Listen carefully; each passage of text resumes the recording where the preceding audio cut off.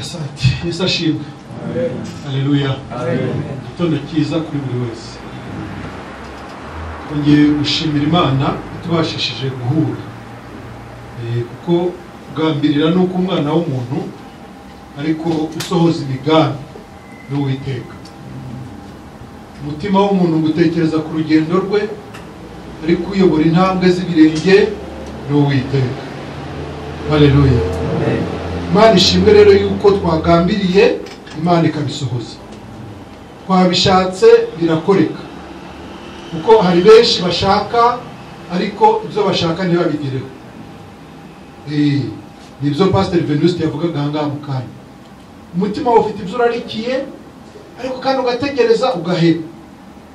Icyo gihe urishima cyangwa urababara. Ariko ibyo washakaga iyo bigezeho hari ukuntu unezerwa. Imana ishimwe rero niba twifuje guterana Imana ikatubashisha kubigeraho. Kuko mu guterana harimo umugisha udasanzwe. Ibi duhora tubivuga ariko kandi tuzahora tubivuga n'ubundi. Nta kintu cyiza nko guhura kw'abana b'Imana. Kuko duhamya tudashidikanya yuko guhura kwacu bitwungura. Nta muntu n'umwe waza n'umutima we wose aje mu materaniro y'abana b'Imana ngo asubireyo nk'uko yaje. Ibyo ntibishoboka. Kabone naho byagenda bite. Ushobora kuza ubabaye, ushobora kuza ufite agahinda n'amaganya menshi mu mutima, ariko kuba gusa ubonetse mu iteraniro ry'abana b'Imana, aho ibyiringiro biri buturuke sinzi. Kuko buri wese hano, buri wese aba afite ikintu Imana yamushyizemo. Buri wese aba afite ikintu Imana yamushyizemo. Icyo rero Imana yagushyizemo ntabwo yakigushyizemo ku bwawe. Si kubw'inyungu zawe gusa, oya. Imana yakigushyizemo kubw'inyungu z'iteraniro cyangwa inyungu za bene data. Yesu Kristo Imana yamutanze nk'impano ku bari mu isi. Sibyo? Yesu Kristo Imana yamutanze nk'impano ku bari mu isi. Uyu Yesu Kristo nawe amaze gupfa akazuka, nawe ngo yageze iyo azamukanye ibinyago, ngo agezeyo asuka impano nawe. Asuka impano ki? Ngo bamwe yabagize intumwa cyangwa se yabahaye kuba intumwa, abandi abaha kuba abahanuzi, abandi abaha kuba ababwiriza ubutumwa bwiza, abandi abungeri n'abigisha, kugira ngo bigende bite. Ngo kugira ngo abere batunganirizwe rwose kugabura iby'Imana. Icyo ni kimwe. Ariko kandi ngo nanone bubake umubiri wa Kristo. Umubiri wa Kristo ni iki? Ni itorero. Nanone bubake umubiri wa Kristo ngo abantu bareke kuba abana bateraganwa n'umuraba n'imyizerere y'uburyo bwose.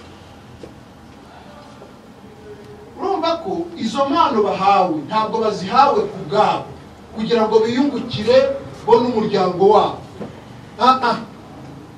Ahubwo ni impano bahawe na Kristo Yesu nyiri itorero kugira ngo iyo mpano ijye gukora umurimo mu itorero.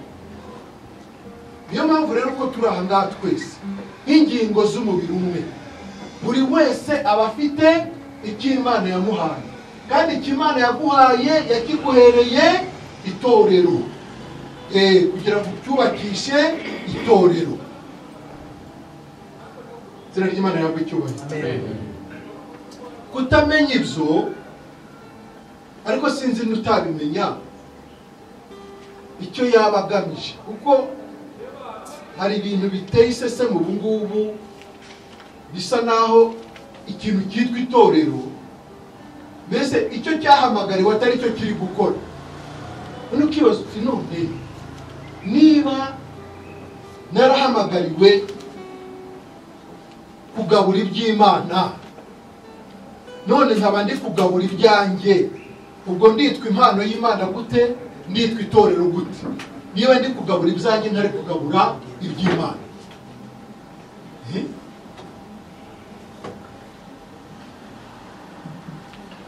Imana ishimwe rero ko twebwe turi aha ngaha kubw'impamvu. Turi aha ngaha tuzi impamvu ituma tuba aha ngaha. Nta n'umwe uri aha ngaha utazi impamvu ari aha.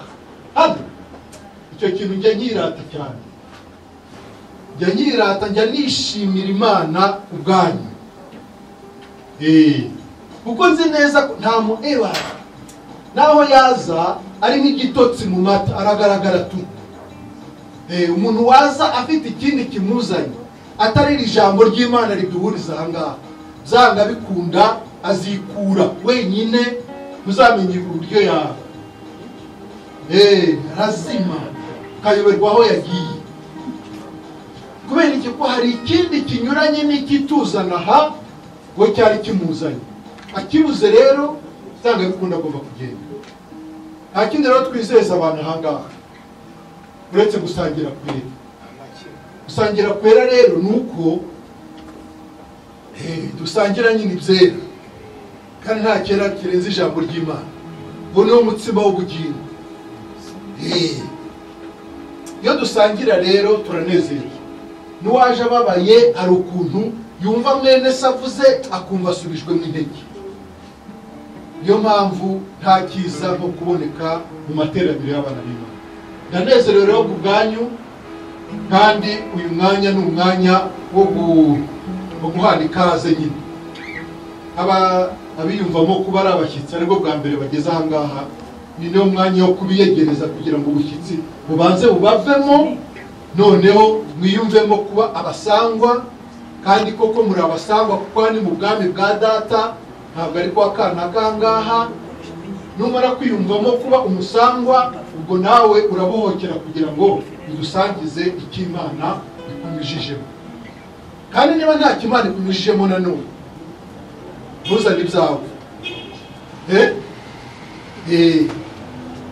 Niba nta kimana ikunyujijemo, ntuzane ibyawe. Kuko ntuzane ibyawe nanone turabyumva mu mwuka, biratururira, biratubihira. Rero nturambire abana b'Imana ubagaburira ibintu biri aho by'imigage ntazi. Sana iburo yera turutse ku Mana direct, kandi bigishyushye fresh.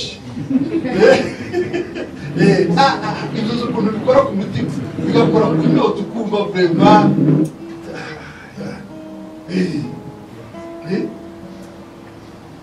Amagambo ni menshi ariko hakaba iry'ingenzi rero n'iriturutse ku Mana.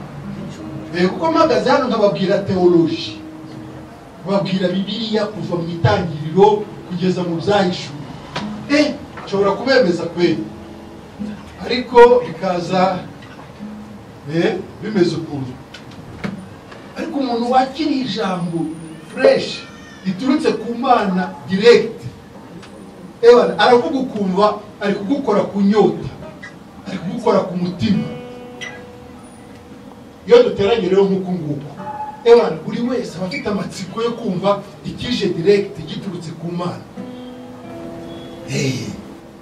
Wazana ikindi rero numva unakaje umwanya. Natwe dutanga ibiganiro kuri radiyo, hari ukuntu rwose umuntu ajyaho akavuga ukumva ararambiranye, ko ndambiye yewe uri hano ntanditeze. Wese abaduteza amatwi ubwe ubu ngubu bimeze bite?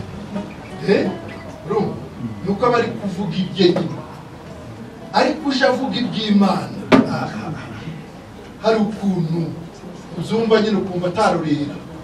Yajya guhagarika Imana nose ntiwakomezaho gakeya kwanza tukumva.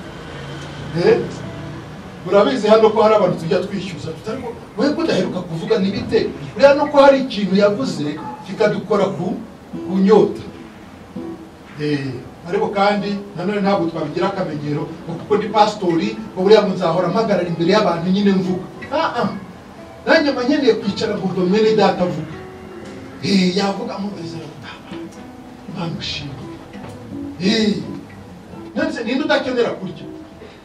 Turi ababyeyi, turi abagabo mu rugo, turi ba responsable. Nitwe dusohora amafaranga yo guhaha. kugira ngo ugaburire umuryango wose. Ariko hamwe no gutanga amafaranga no kugaburira umuryango, nawe utegereje kurya, nawe ukaza ukicara, umugore akagutegurira ameza ukarya, wamara kurya yatetse neza, uvuga ati shiri bizu eshatu.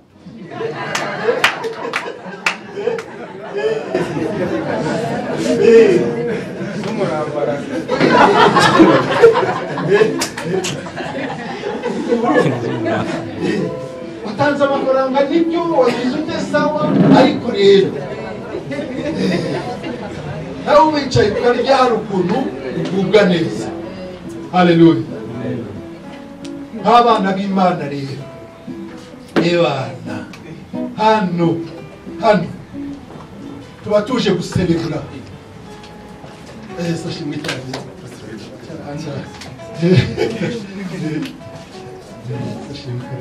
Karibu bene data, karibu, ikaze turi kwakirana ahangaha.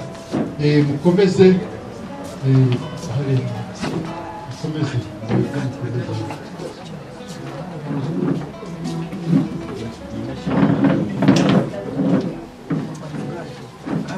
Abo ni bene data b'Irurindo mubona, n'ab'Irurindo bahageze. Neza shimwe cyane Pastor Sylvain. Karibu hariya.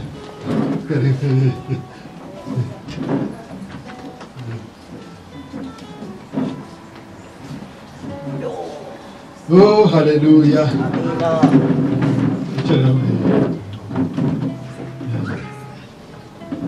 Hallelujah. Bari tucyakirana, bene data nabo baba barahageze. Rero ibintu bigiye kuba uburyohe, tugiye gutangirira rimwe gusangira nyine iby'Imana yatugeneye. Genda ari nyibabwira gusa nsa n'umuntu utegura imitima yanyu. Ariko muzi twa turyo bita entrée, giye muri restaurant nziza izi ngizi zigezweho. Hari aho ugera ntuhere ko ugira, ntuhere ko warura gusa biryo ngo ufatire ibijumba n'ibishyimbo n'ibite. Ukagira utuntu ubanza kurya kwanza dutunganye mu gifu neza.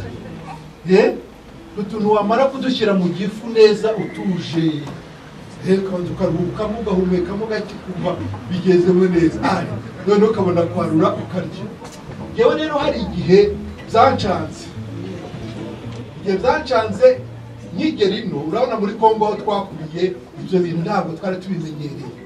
Sinzi rero mwere data mwakoze ubukwe, noneho tujya gukora reception muri Ntuzi, hariya muri Miricoline. Muri Miricoline tujyamo madame niba ataraza, madame ataraza, ariko arazara cyangwa ntabwo ari buze. Hari umukobwa wacu mukuru wabyaye ejo, aramushugurikira murabyumva. Noneho yari dine, ni dine twakoreye muri Miricoline. Noneho iyo dine, urabizi nyine ibiryo muri Miricoline urumva nyine biba bipanze nyiraga. Nza kugira ngo mfate entrée iragenda iba entrée kabisa. Ndabipakira kabisa ibintu by'ibiboga ntazi, bisuku bimwe biratukura ibindi bimeze. Bagenda banyine ibintu by'ibiboga.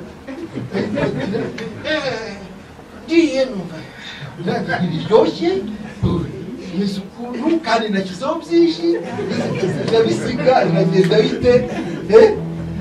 Kuma umugore nawe haruguru nawe yabigenje nguko nawe nta tuzi ngo ni ibyo ngibyo gusa. Kuba tugiye kubona hajeho ibindi sasa, amafiriti, imiceri, inyama, Imana yanjye ubazanye ibi maze gupakira ibiti nabyo niye batiriza. Ibyo bintu ndabubizi ukuri byarambabaje, kutamenya buriya ni ikibazo. Rero rwose nzi impamvu mbizanye, ariko navuga ko musanze turi muri entrée, ntabwo turarya, turacyasogongera gusa, turacyategura imitima y'abantu twakirana kugira ngo ntihagire n'umwe wiyumvamo ko ari umushyitsi ahangaha. Ahubwo twese dusangire iby'Imana, buri wese atanga icyo Imana yamucishijeho. ari uko twabivugaga nyine wana ntiyagire umuntu uvuga ibyo ahubwo tuvuge iby'Imana. Niba nta kimana iguhaye kuvuga ubwo ngubwo iguhaye kumva naho n'undi mugisha mu Migani niba ari 4:17 bavuga ngo Mugani cyangwa umubwiriza avuga ngo niwinjira mu nzu y'Uwiteka urinde ikirenge cyawe nava kwinjira gutya ngo nuwinjire ngo none gutangire gutanga ibitambo by'abapfapfa. Muzi ibitambo by'abapfapfa luwe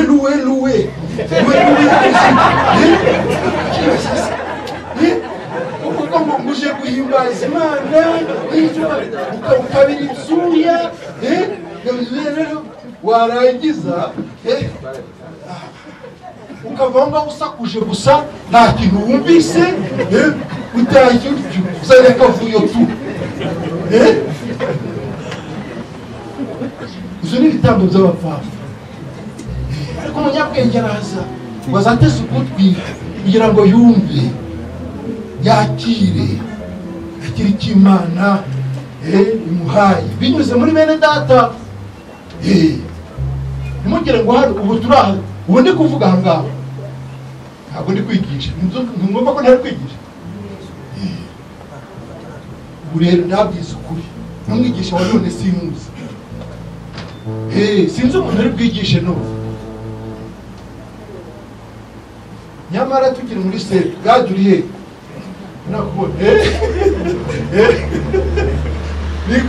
tukiri muri sepe n'umuyobozi wa gahunda yabaga afite gahunda yose Olivier rubizi ibi gahunda niba ari Olivier uri buyobore afite gahunda yose 5 yo gusenga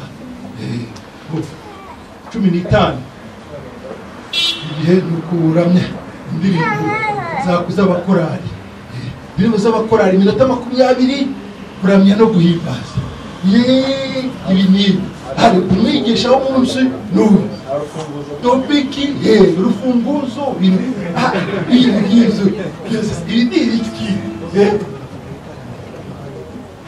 hari byo nitaga umugagi kuzana ibintu bya kera ibintu biraho ibintu wize muri teoloji ibintu wize wumvise wumvanye kanaka noneho akaba ari byo none ndigisha kuki kandi dufite umuvugabutumwa kandi yakundwaga n'abantu benshi nuko yagiye i Burayi. Uwo muvugabutumwa yari afite nk'inyigisho enye bana zifatika kabisa. Niba ari kuvuka ubwa kabiri bati uyu munsi turiga ku bijyanye no kuvuka ubwa kabiri basi wowe umumenyereye ukabuza ngo mu izo nyigisho ze haraza kuzamo umugani w'imbeba n'injangwe. Imbeba n'injangwe zabanye tuntu twigera umutwe ngutwo inani bakame sinzi urukwavu n'intebe ibintu nk'ibyo ngibyo. Sasa hano twebwe tuba dushaka kumva wa mwimerere w'ijambo ry'Imana mbese kije giturutse ku Mana apana ibyacu iby'Imana ivuganye natwe. Niba ntacyo mfite cyo kuvuga ebana nicare none se mvuye hano ntavuze hari uwanseka muri mwebwe ngo yanseka se yaba antwaye musetse wumva byantwara iki kabisa. Ariko Imana ishimwe kubera yuko ubwira uwumva ntavunika. Ikaze rero kuri buri wese, ikaze kuri buri wese. Uretse ab'Irulindo baje none ninde mushyitsi wundi uri aha ngaha wumva yinjiye hano ari bwo bwa mbere kugira ngo haguruke tubanze tumwakire hanyuma twakire bene data b'Irulindo ubundi dutangire gahunda zacu dusangire iby'Imana yaduteganyirije uyu munsi. Haguruka tukwakire.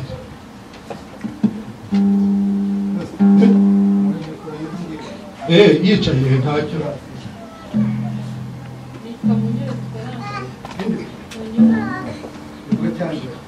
nitwa Munyura Esperance.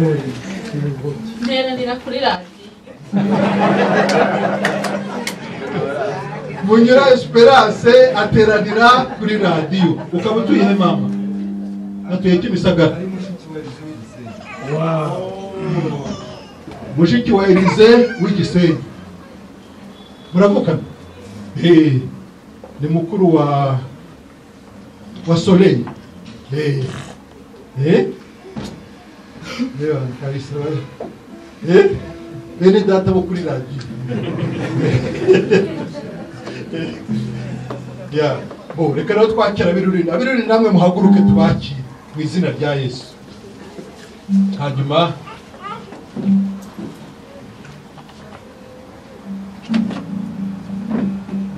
hano rero twebwe ko mutubona ngaha tunyurwa manuma.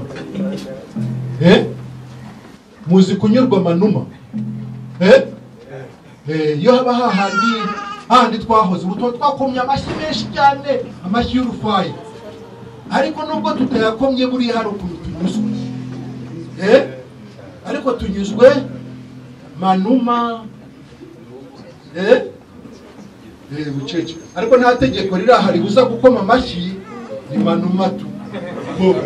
Sawa, aba ni bene data birurindo barafite umwanya urambuye baraza kubibwira. Hari Pastor Vedaste hano, hari Pastor Silveri mukanya barafata ijambo nabo badusuhuze atubwire nyine gahunda zabo. Mwicarire mu bene data, mwicarire turaza. Bo rero ngewe nakiraga iteraniro gusa ufite gahunda n'uyu mugabo wicaye aha ngaha akaba yitwa Pastor Venuste. Reka musubize mikro noneho aduhe ijambo sasa. Nta ijambo nanjye nyuma yaha ndaza kurivuga, natarimpa basi abavuga bose nzi ko bari bumfashe.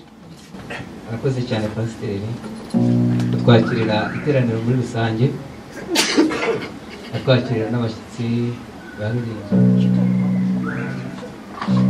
Ibyo byose ndabona reba igrupo konegana kandi hari ivuye Rulindo. Byanze bikunze Vedaste araza gufata akanya ase no presenta delegation yazanye kugira ngo twese tuze kubona uburyo dusangira n'ijambo.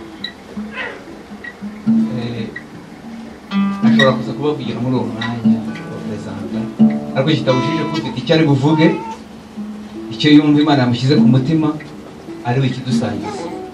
Amagambo asa nayo gushirisha ahubwo kuko yaguhaye agiye kutubwira kugira ngo n'abantu nabo baje kusangiza tutishe gahunda, kugira ngo gahunda zacu zigende neza nuko tugenda twese dukora mu mwanya wacu. Imana ishimwe. Tugiye kuririmba indirimbo ya 186. Buri muntu wese ufite icyo Imana yamugishije muri turangiza araza gufata umwanya atugezaho icyo Imana yamugishije. Pastor urihangana gato, bashaka turirimba akantu gatoya gato. Ashima Imana yatugije umwe n'abaravuga. Ntabwo byumvise. Sawa. Niturangiza gatoya duhite turirimba iyo ndirimbo. Ashima Imana yatugize umwe n'abaravuga turi twari kumwe. Ashima Imana yatugize umwe n'abaravuga turi